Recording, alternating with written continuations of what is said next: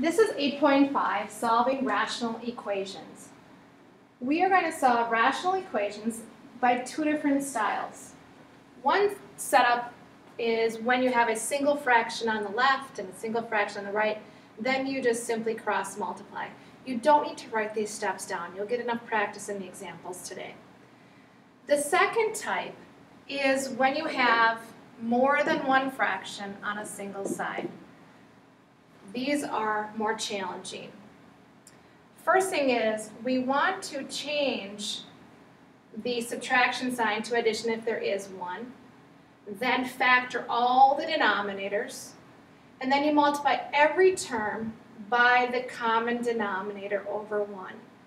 We want to cancel or eliminate each individual denominator, multiply the leftover numerators by the stuff, and then solve the remaining equation.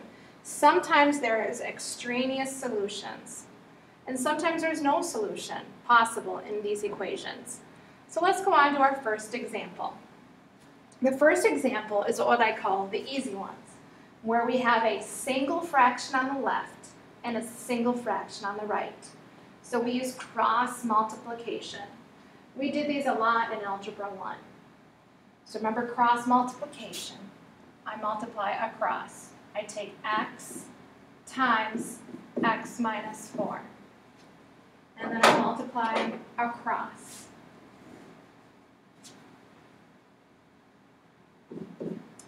15 times x minus 6. And then what you do is you solve this linear equation. So we're going to distribute through the x and the 15.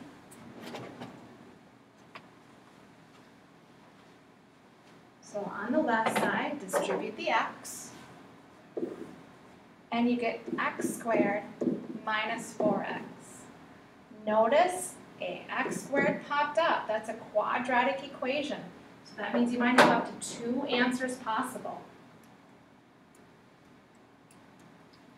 Then we'll distribute the 15. So 15 times x is 15x, and then 15 times negative 6 is negative 90. Now we have that quadratic equation, so we have to convert it to standard form and then see if we can factor it, and then using the zero product property. So I'm going to move the 15x and then negative 90 over to the left side. So x squared minus 4x stays as it is, and I'm going to subtract 15x and then add 90. And then set it equal to 0. Now it's getting closer to standard form. See if you can combine any like terms. In this case, there are 2 like terms that combine to negative 19x. Now it's in standard form. So we look to see what methods of factoring we can do. We can use the chart method. And we say, what are the factors of C, so 90, that add to B, negative 19? Well, negative 9 times negative 10 is positive 90. Add it, you get negative 19. So these are the numbers we're going to work with. So we split up our 2 parentheses. X minus 9 minus 10. We have in factored form, so now we can use the zero product property. We get x equals 9 and x equals 10. We do want you to check by substituting back into the original equation to verify that those truly are solutions to this equation, because not every one of these will possibly work. All right, let's go on to the more difficult types of questions that you might see in your homework. These are when you have multiple terms or fractions on one side or both sides. So remember, we want to first factor all the denominators and then multiply all the terms by the LCD. So I would recommend that you write this down, and then we'll do this problem together.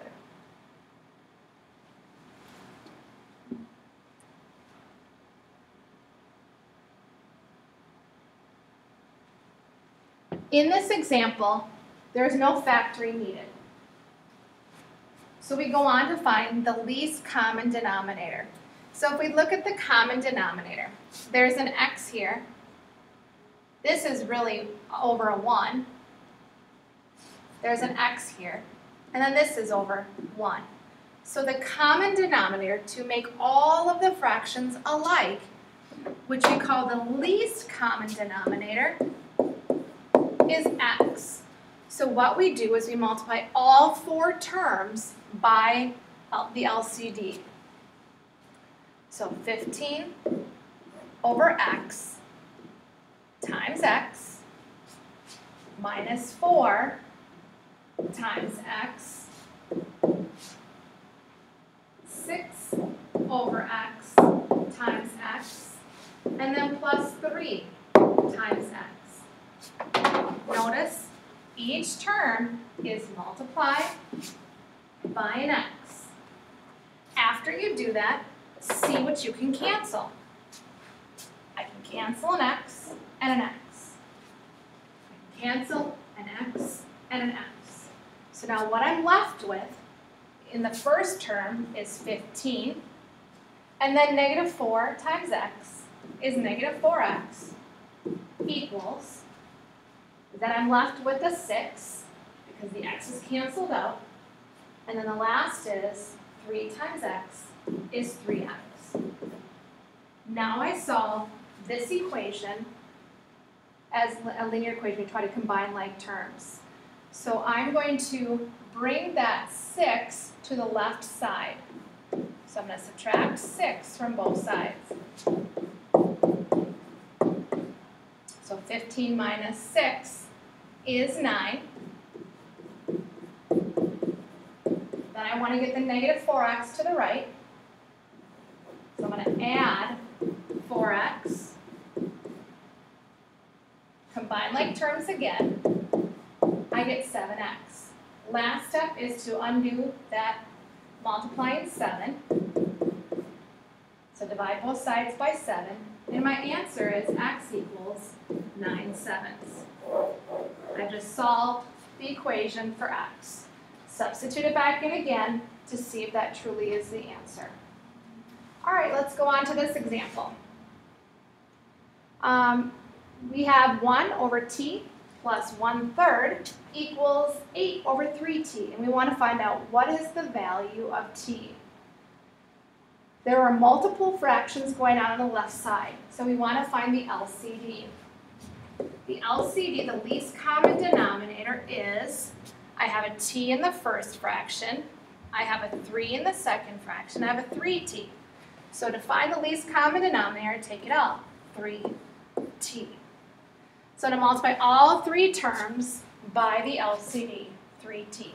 So 1 over t times 3t plus 1 over 3 times 3t equals 8 over 3t times 3t. Now let's see what cancels. A t cancels, a 3 cancels, and a 3t cancels. So now let's see what we're left with. We're left with a 1 times a 3, which is 3, plus a 1 times a t, which is a t, equals, and then just an 8 on the right. So now we solve this equation for t. So we undo that 3 by subtracting 3 from both sides. So our answer is 5. So the value of this equation for t is 5. We just have a couple examples left. I'm going to stop the recording there.